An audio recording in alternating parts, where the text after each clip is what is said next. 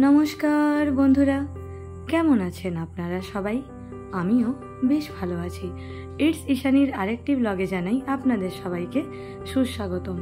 বন্ধুরা, আজকের দিনটা কিন্তু আমার জন্য একটু স্পেশাল আর প্রচণ্ড ব্যস্ততম একটা দিন। ব্যস্ত এই জন্যই বলছি কারণ কালকে কিন্তু এক জায়গায় যাওয়ার আছে।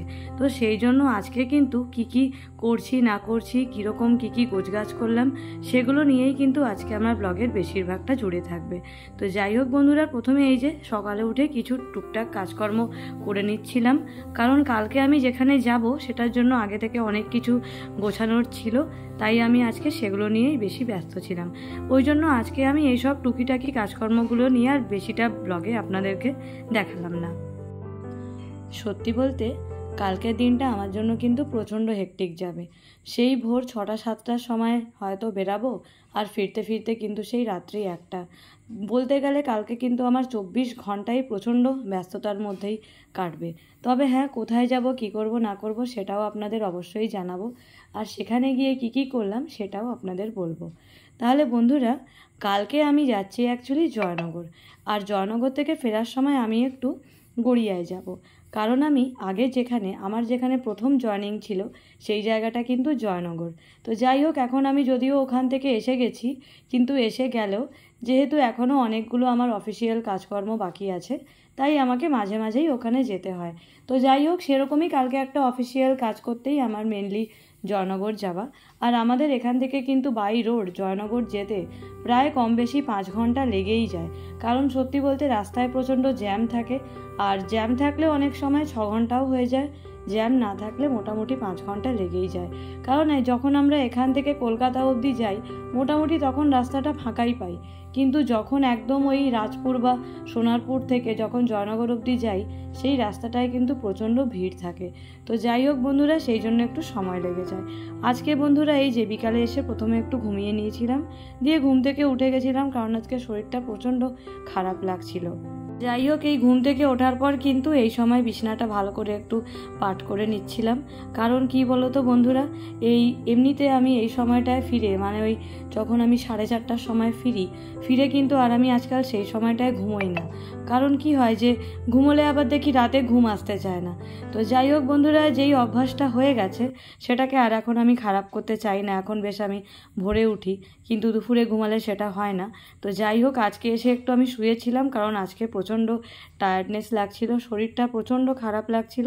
তারপর উঠে নিয়ে কিন্তু বিছানাটা ভালো করে ঝেড়ে পরিষ্কার করে নিয়েছিলাম, কারণ সত্যি বলতে কি, সকাল হোক বা সন্ধ্যা হোক, ঘর দুয়ার দেখবে পরিষ্কার থাকলে মনে যেন একটা অদ্ভুত শান্তি লাগে, তাই না? আর তারপরে এই সকালে যেই জামা কাপড়গুলো কাচা হয়েছিল তারপর কিন্তু সেগুলোকে সুন্দর করে পাট করে নিচ্ছিলাম। এই জয়নগরের সাথে আমার কিন্তু প্রচুর স্মৃতি জড়িয়ে আছে, যেহেতু আমার কাজের ওখানে ফার্স্ট জয়েনিং, এবং ওখানে সব কিছুই ভালো ছিল। শুধু যদি আমার কাজের জায়গাটা নিজের জেলায় হতো তাহলে হয়তো ওখান থেকে কোনোদিনই আসতে চাইতাম না, কিন্তু যাই হোক, যেটা কপালে থাকে সেটাই হয়। এখন যেরকম বাড়ি থেকে কাজটা করতে পারি, চাকরিটা করতে পারি, এটারও অনেক একটা সুবিধা আছে। তো যাই হোক, এখন এই দেখো, এখন এই জামা কাপড়গুলো পাট করে নিচ্ছিলাম, কারণ এরপর কিন্তু পুরো সময়টা জুড়েই যে কালকে যাব, ও হ্যাঁ, কালকে যেটার জন্য যাব সেটা আগে তোমাদেরকে বলে দিই। আমি বন্ধুরা আগে যেই স্কুলে জব করতাম সেখানে আমার একজন কলিগ ছিল, তার ছেলের কালকে পৈতের অনুষ্ঠান আছে। তো যাই হোক, ওখান থেকে এসে গেছি, সবার সঙ্গে হয়তো এখন সমানভাবে যোগাযোগও নেই, কিন্তু তাও সবার মধ্যে কিছুজন থাকে যাদের সঙ্গে সেই আগের মতোই রিলেশনটা আছে, কারণ তারা কিন্তু কলিগের থেকে অনেক বেশি, তারা কিন্তু প্রায় আমার নিজের ফ্যামিলির মতো ছিল। তাদের মধ্যেই একজন এই মানুষটা, যার ছেলের কালকে আমি পৈতে যাব। আমার এক নিজের, পুরো আমার দিদির মতো, আমাকে প্রচণ্ড ভালোবাসে, তাই কালকে আমাদেরকে ওখানে যেতে বলেছে। আমাকে, আমার কর্তামশাইকে, মাকে, 3জনকেই নেমন্তন্ন করেছিল, সেখান থেকে কার্ডও পাঠিয়েছে, খুব সুন্দর কার্ড। কিন্তু ব্যাপারটা হচ্ছে যে মা যেহেতু কালকে আমি সারাদিনের জন্য যাব, মা এতটা জার্নি করতে পারবে না, তাই মা কালকে যাচ্ছে না, মা বাড়িতে থাকবে, আমরা যাচ্ছি। আমি কালকে সকালে প্রথমে জয়নগরে চলে যাব, আর আমার কর্তামশাই কালকে আবার নিজের অফিসে চলে যাবে। তো যাই হোক, যখন জয়নগর যাব তখন আমাকেই যেতে হবে, আর ও আবার আমাদেরকে বিকালে যেখানে অনুষ্ঠানটা হবে গড়িয়ায়, সেখানে এসে আমাদেরকে জয়েন করে নেবে। তারপর আমরা চেষ্টা করব যাতে খাওয়া দাওয়া করে মোটামুটি 9টা 9:30 মধ্যে ওখান থেকে বেরাতেই হবে। চেষ্টা করব 9টাতেই বেরোনোর, কারণ ওখান থেকে বেরিয়ে খড়গপুর অবধি আসতেও আবার আমাদের কিন্তু 3 ঘন্টা লেগে যাবে। আর যতই হোক রাতের ব্যাপার, হাইওয়ে দিয়ে আসবো। তো যাই হোক বন্ধুরা, কাল যে যাব সেটার জন্য অনেক কিছু এখন প্যাকিং করা বাকি আছে। সত্যি বলতে শুধু একবেলার অনুষ্ঠানের জন্য যাব, বিশেষ কিছু আমার নেওয়ার নেই, কিন্তু তাও যে কটা জিনিস আমার না নিলেই নয় সে কটা তো আমাকে নিতেই হবে। কারণ আফটারঅল একটা অনুষ্ঠানে যাবো আর একটু সাজগোজ করবো না সেটা হয় না। আর সত্যি বলতে কি এরকম সাজগোজ তো করা হয় না, ওই যখন অনুষ্ঠান বাড়িতে যাই তখনই। কারণ যখন স্কুলে যাই তখন তো ওই একভাবেই যাই, তখন সত্যি বলতে যেন তখন চুলটাও ঠিক করে আঁচড়ানোর সময়টাও থাকে না। তো যাই হোক কালকে যাব, ওই জন্য একটু সব কিছু নিয়ে টিয়ে যাব। এই দেখো প্রথমেই যেটা করে নিচ্ছিলাম, এই এখানে আমার সমস্ত ফাইলে ডকুমেন্টসগুলো রাখা থাকে। প্রথমে সবগুলো ভালো করে বের করে নিচ্ছিলাম, কারণ এই যাওয়ার সময় তাড়াহুড়োতে সব কিছু কিন্তু ভুল হয়ে যায়। তাই প্রথম আমি এই কাজটাই করছিলাম। অনেকবার এরকম হয় যে ভাবি যে রাতের দিকে করব, তখন রাতের দিকে আর ইচ্ছা করে না। তাই এই কাজটা আমি এবারে কিন্তু আগেভাগেই সেরে রাখছিলাম। এই দেখো সব কিছু একদম আমার রেডি হয়ে গেছে। আর এরপর চলে গেছিলাম যে মেকআপের কী নেব, যা যা নেব সব কিছু নিয়ে নিচ্ছিলাম। প্লিজ তোমরা কিন্তু কেউ আবার এটা ভেবো না যে কিছুক্ষণের জন্য যাচ্ছি বলে এত কিছু নিচ্ছি, এগুলো সব কিন্তু নিতেই হবে। এই দেখো এখানে আছে আমার সেরাম আছে, এখানে আমার ফেস ওয়াশ আছে, ক্লেনজার আছে, ফাউন্ডেশন আছে, অনেক কিছু আছে, লিপস্টিক আছে। যদিও 3 রকম লিপস্টিক নিয়েছি, পরবো তো সেই একটাই, কিন্তু ওই সময় কি পরবো না পরবো, তাই আগে থেকে যা যা পেরেছি হাতের কাছে সব কিছু নিয়ে নিয়েছি। হেয়ার ব্রাশ নিয়েছি, মাস্কারা, আইশ্যাডো। যদিও আমি আইশ্যাডো কোনো দিনই পরি না। এই দেখো আমার একদম ছোট্ট একটা প্যালেট আছে, কারণ আমি আইশ্যাডো পরতে একেবারেই ভালোবাসি না, তাও যখন কিনে রেখেছি তখন নিয়ে যাই। তো যাই হোক এগুলো কালকে সব নিয়ে যাব, কিন্তু এখান থেকে কালকে আমার কটা জিনিস লাগবে ওটাই দেখার। কারণ আমি সেই হার্ডলি একটু ফাউন্ডেশন, লাইনার আর লিপস্টিক, এই হচ্ছে আমার সাজের, বেশি কিছু লাগে না। কিন্তু ওই যখন হয় না, দেখবে আমরা যখন কোথাও যাই ঘটা করে সব উঠিয়ে নিয়ে যাই, কিন্তু সেই গিয়ে নিয়ে আমরা কিছু বেসিক জিনিসই ইউজ করি। আর সত্যি বলতে আমি একেবারেই মেকআপ করতে বেশিক্ষণ নেই না, কারণ আমার ওই মেকআপের 3টা জিনিসই সব থেকে ইম্পর্টেন্ট। একটু হচ্ছে হাইলাইটার, ও হ্যাঁ হাইলাইটারটাই আবার নেই, ওটাই আমার শেষ হয়ে গেছে। তো যাই হোক কালকে আর আমি হাইলাইটার দিতে পারবো না। এই দেখো বন্ধুরা এবার এখানে এসে গেছিলাম, দোকান থেকে আয়রন করা কিছু জামা কাপড় এসেছিলো। প্রথমে ভাবলাম ওগুলো ভালো করে আলমারিতে সাজিয়ে নিই, তারপর কিন্তু করব। বন্ধুরা একটা কথা ভেবেছি, একদিন আমি তোমাদেরকে দেখাবো যে আমার কাছে কি কি শাড়ি আছে। হ্যাঁ, তবে আমার কিন্তু মোট 3টে আলমারি, এই 3টে আলমারিতে প্লাস বক্স খাটে অজস্র জামা কাপড়। সত্যি বলতে বন্ধুরা এই যে এত এত জামা কাপড় দেখছো, শাড়িগুলো বিয়ের পর থেকে শুধুমাত্র যখন কোনো অনুষ্ঠান হয় তখনই শাড়ি পরা হয়। কত শাড়ি আছে যেগুলো এখনও হয়তো আমি ওপেনিংই করিনি। সত্যি বলতে শাড়ি যেহেতু পরতে পারি না, তাই আরোই যেন পরা হয় না। স্কুলেও যখন কোনো অনুষ্ঠান থাকে তখনই শাড়ি পরে যাই, না তো শাড়ি পরাই হয় না। তাই এবারে একদম ঠিক করে নিয়েছি যে একদম ভালো করে শাড়ি পরা শিখবো, আর সপ্তাহে একটা দিন স্কুলেও শাড়ি পরে যাব, এতে আমার অভ্যাসটাও থাকবে। তো যাই হোক এই দেখো এই নিচের তাকটায় আমরা বেডশিটগুলো রাখি। এই যে এখানে ভালো করে বেডশিটগুলো আগে সাজিয়ে নিচ্ছিলাম। আর এই যে কর্তামশাইয়ের ভাবছিলাম এই পাঞ্জাবিটা নেব, কিন্তু হাতে নিয়েই ভাবলাম ও গরমের মধ্যে এসব পরবে না, তাই বেকার ওরটা আমার নিয়ে কাজ নেই। ও নিজে যখন আসবে তখন ও নিজে এসে নিজেরটা নিয়ে নেবে, সেই আমি ওর জন্য একটা পছন্দ করব, ও আবার হয়তো অন্য কিছু পছন্দ করবে। তো যাই হোক বন্ধুরা এই দেখো ভেবেছি কালকে আমি আমার এই সালোয়ারটা পরবো। এটা কিন্তু প্রচণ্ড গর্জাস একটা সালোয়ার, এই দেখো এটা প্রচণ্ড সুন্দর। তবে আমার আরেকটা সালোয়ার আছে, সেটাও পরতে পারি। প্রথমে বন্ধুরা ভেবেছিলাম যে কালকে শাড়ি পরবো, আর এই দেখো সঙ্গে কালকে এই কিন্তু সাইড ব্যাগটা নেব, এটা আমাকে বোন দিয়েছে।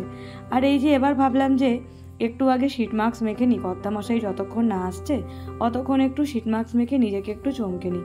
সত্যি বলতে বন্ধুরা আমি কিন্তু ফেসিয়ালও খুব একটা করি না, আর তবে হ্যাঁ হোমমেড ফেস প্যাক অবশ্যই লাগাই, তাও সেটা সপ্তাহে ওই 1 দিন করে, 2 দিন করেও লাগানোর সময় হয় না। তবে হ্যাঁ শিট মাস্কটা সপ্তাহে 1 দিন অবশ্যই লাগাই, কারণ দেখবে আমাদের যদি স্কিন ভিতর থেকে হাইড্রেটেড থাকে সেটা কিন্তু আমাদের স্কিন ওপর থেকে দেখেও বোঝাই যায়।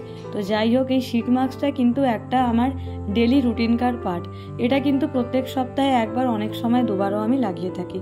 তো এই দেখো শিট মাস্ক অ্যাপ্লাই করার আগে প্রথমে ভালো করে টোনার দিয়ে আমাদেরকে ফেসটা একটু ভালো করে ময়েস্ট করে নিতে হবে, কারণ অনেকে কিন্তু শিট মাস্কটা সরাসরি অ্যাপ্লাই করে দেয়, এটা কিন্তু করতে নেই। প্রথমে আমাদেরকে একটু টোনারটা দিয়ে নিতে হবে, তারপর আমাদেরকে শিট মাস্কটা লাগাতে হবে। আমার কাছে বন্ধুরা অন্য কিছু থাক না থাক এই শিট মাস্কের কিন্তু সব সময় একটা বিশাল সম্ভার আমার কাছে থাকেই। তো এই দেখো শিট মাস্কটা লাগিয়ে নিচ্ছিলাম, কারণ সত্যি বলতে সব কাজ যদি ওই রাতের ভরসায় ফেলে রাখি তখন আর কিছুই হবে না। তাই ভাবলাম এখন আর কোনো কাজ নেই, তো এখন বসে এগুলো আমি করে নিই। এই দেখো শিট মাস্কটা ভালো করে আগে আমি একটু অ্যাপ্লাই করে নিলাম। এই শিট মাস্কটা যখন উঠিয়ে ফেলি তারপর কিন্তু একেবারেই মুখ ধুতে নেই, কারণ মুখ ধুয়ে নিলে কিন্তু যেই সেরামটা মুখের মধ্যে থাকে সেটা কিন্তু পুরোপুরি চলে যায়। ওটাকে ওইভাবেই রেখে দিতে হয়, তারপর রাতে ঘুমানোর আগে মুখে ময়শ্চারাইজার লাগিয়ে ঘুমিয়ে যেতে হয়। এতে কিন্তু স্কিনটা সকালে উঠে একদম বেবি সফট লাগে। যাই হোক, এই দেখো এখানে আমার অ্যাপ্লাই করা অলরেডি হয়ে গেছে। এবার আমি এটাকে 30 মিনিট বা আধ ঘন্টার জন্য আমি এটাকে ছেড়ে দেব। আর হ্যাঁ বন্ধুরা, শিট মাস্ক লাগানো অবস্থায় কিন্তু বেশি কথা না বলাই ভালো, এতে কিন্তু মাস্কটা আমাদের মুখের মধ্যে খুব ভালোভাবে একেবারে বসে থাকে। তো যাই হোক, এই সময় আমি দেখে নিচ্ছিলাম যে কালকে আমি কি কি জুয়েলারি নিয়ে যাব। এই দেখো বোন আমাকে এই অক্সিডাইজড জুয়েলারিগুলো দিয়েছে। তবে সত্যি বলতে কি, আমি খুব ছোট ছোট কানের দুল পরি তো বলে আমার এগুলো পরাই হয়নি, সবই কিন্তু দেখো রাখাই আছে যেরকমভাবে বোন দিয়েছিল। সত্যি বলতে কি বন্ধুরা, আমি কিন্তু ঝোলানো কানের থেকে বসানো কানের পরতে বেশি ভালোবাসি। আমার কিন্তু ঝোলানো কানের পরতে সত্যি বলতে ভালো লাগে না। তবে বোন যখন আনন্দ করে দিয়েছে ভেবেছিলাম পরবো, কিন্তু এখন অবধি কোনো ওকেশনেই আমার পরা হয়নি। এই দেখো এটা হচ্ছে আমার আরেকটা কিন্তু কানের দুলের বক্স। এই দেখো কালকে যেটা ভেবেছি এই কানের দুলটা পরবো, এটা কিন্তু আমার বেশ ভালো লাগে। এটা আমি কিন্তু পুরী থেকে কিনেছিলাম, বা আমি এইটাও পরতে পারি, এটাও বেশ ভালো। আর এই দেখো আরও আমার কাছে কিছু কিছু আছে। আর এই দেখো এটা হচ্ছে আমার একটা টাই চেনগুলো, এগুলো আমার পরতে কিন্তু খুব ভালো লাগে। তবে আমার ওই সালোয়ারের যেহেতু গলাটার কাছে কাজ করা আছে, ওই জন্য মনে হয় না কালকে আমাকে গলায় কিছু আর পরতে হবে। এবার এই দেখো এটা হচ্ছে একটা বিশাল বড় কানের, এটা আমি নিয়ে তো নিয়েছিলাম কিন্তু আজ পর্যন্ত কোনো দিন আমি এটা পরিনি। ওই এটা ওরকমভাবেই সাজানো আছে। এটাও আমি জাস্ট কিনেছিলাম কিন্তু পরা হয়নি, দেখে ভালো লেগেছিল। আর হ্যাঁ, এটা কিন্তু প্রচণ্ড হালকা, এটা আমাকে আমার ননদ দিয়েছিল। এই দেখো তাহলে এখান থেকেও আলটিমেটলি এখন আমি ভেবে পাইনি যে আমি কোনটা নেব, পরে ভাববো। এখানেও দেখে নিচ্ছিলাম কিছু আছে কিনা। তবে এখানে যেটা আছে এটা আবার কিন্তু শাড়ির সঙ্গে পরলে ভাল লাগে, এটা কিন্তু মোটেও সালোয়ারের সঙ্গে ভাল লাগবে না। তবে এটা আমার ভীষণ প্রিয়, এটা আমি একটা আমাদের এখানে মেলা থেকে কিনেছিলাম। এই দেখো যা যা একেবারে বের করেছিলাম সবগুলো এক ঝলক দেখে নাও। এবার যেটা করব সেটা হচ্ছে হাতে একটু নেল পলিশ পরে নেব। কিছুদিন আগে বাজার কলকাতায় যখন গেছিলাম ওখানে দেখছিলাম অফার ছিল বাই 1 গেট 2, তখন ওখান থেকে আমি 3টে নেল পালিশ কিনেছিলাম। বোনকে আমি একটা পার্পল কালারের দিয়ে দিয়েছি, বাকি দুটো আমার কাছে আছে। আমি যে কয় যুগ এখন হয়ে গেছে নেল পালিশ পরি না তার কোনো ঠিক ঠিকানা নেই। ওই তো বলছি, কেনার সময় অনেক সময় কিনে নিই, তাও কিনি বলতে শুধুমাত্র দুর্গাপুজোর সময়, তারপর একে তাকে আমি দিয়ে দিই, বাটা সবসময় রাখাই থাকে। তো যাই হোক, এই কালারটা আমার বেশ ভালো লাগছিল। আমার বেশি ডিপ কালারও ভাল লাগে না, আবার একেবারেও লাইট কালার ভাল লাগে না। এই কালারটা আমার কিন্তু খুব পছন্দ হয়েছিল, তাই ভাবলাম এই কাজটা অন্তত সেরে রাখি। যাই হোক, এরকম করেই একটা একটা করে কাজ কিন্তু সেরে নিচ্ছিলাম। ও হ্যাঁ বন্ধুরা, আজকে কিন্তু বাড়িতে আজকে আমার কাকি শাশুড়ির বাড়িতে একটা খুব শুভ কাজ ছিল। কাজ বলতে আজকে কিন্তু আমার কাকি শাশুড়ির ছেলের পাকা কথা ছিল। তো যাই হোক বন্ধুরা, ওর জন্য কিন্তু এরপর একটু ওখানেও যাওয়ার ছিল সন্ধ্যার দিকে। তাই ভাবছিলাম যে এরপর আগে এই কাজগুলো সেরে নিই, তারপর ওখানে যাব। তো এই দেখো এগুলো সব আমার হয়ে গেছে। এবার আমি একেবারে কিন্তু যাওয়ার জন্য রেডি হয়ে গেছি। বিশেষ কিছু সাজিনি, এই দেখে নাও স্কিনটা একেবারে কিন্তু গ্লো করছে, দেখে নিজেরও বেশ মনটা ভালো লাগছে। আর এই দেখো এরপরে এই যে আমাদের বাইরে যেই ছানাপোনাগুলো থাকে আমরা কিন্তু রোজ ওদেরকে খেতে দিই। এখানে কিন্তু মা ওদেরকে ডিম, ভাত, আলু আরও নানা রকমের আনাজ তরকারি সব কিছু কিন্তু প্রত্যেক দিন আমরা প্রথমে সেদ্ধ করে নিই, তারপর ওদেরকে ওটা আমরা টক দই দিয়ে দুধ দিয়ে মেখে খেতে দিই। কারণ আমরা ওদেরকে একেবারেই তেল মশলা দিই না, কারণ এটা কিন্তু ওদের পক্ষে একেবারেই ভালো না। তারপর যাই হোক, এই যে কাকি শাশুড়ির বাড়িতে চলে গেছিলাম। এখানে কিন্তু দুই পক্ষ বসে এখানে সমস্ত কথাবার্তা চলছিল যে কি হবে না হবে সব কিছু চলছিল। তবে হ্যাঁ, এখন আমি এই রিলেটেড আর তোমাদের কোনো ইনফরমেশনই দেবো না। যখন যখন যা যা হবে, ডেট যত এগিয়ে আসবে তোমরা নিজেরাই কিন্তু সব কিছু জানতে পারবে। বাকিটা কিন্তু টু বি কন্টিনিউড অবশ্যই।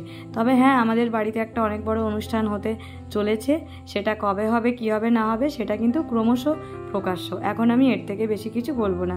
এই দেখো সবাই মিলে এখানে বসে একটা আলোচনা চলছে, আর এই যে আমাদের আলোচনার মধ্যমণি হচ্ছে বোধিসত্ত্ব। তো যাই হোক বন্ধুরা, আজকের আমার এই ব্লগটা আমি এখানেই শেষ করছি। কালকে পরশু দিন আমি যেই ব্লগটা আবার দেব তাতে কিন্তু থাকবে অনেক কিছু নতুন নতুন চমক। আর হ্যাঁ, আমি আমার দিদির মতো যেই কলিগরা ছিল তাদের সাথে অনেক দিন, বলতে গেলে 1-2 বছর পর তাদের সঙ্গে আবার থেকে দেখা হচ্ছে। আমি ভীষণ এক্সাইটেড, তারাও খুব খুশি। ভেবেছিলাম ওখানেই একটা রাত থেকে যাব, বলেও ছিল, কিন্তু সত্যি বলতে পরের দিন এসে আমাদের দুজনেরই কাজ আছে, তাই থাকা হবে না, যে কোনোভাবেই ফিরে আসতে হবে। আজকের এই ব্লগটা কেমন লাগলো অবশ্যই জানিও। যদি ভালো লাগে আমাকে সাপোর্ট করে আমার পাশে থেকো, তাহলে আবার দেখা হচ্ছে নেক্সট ব্লগে। আর অবশ্যই দেখতে থেকো কি ইটস ইশানি। টাটা।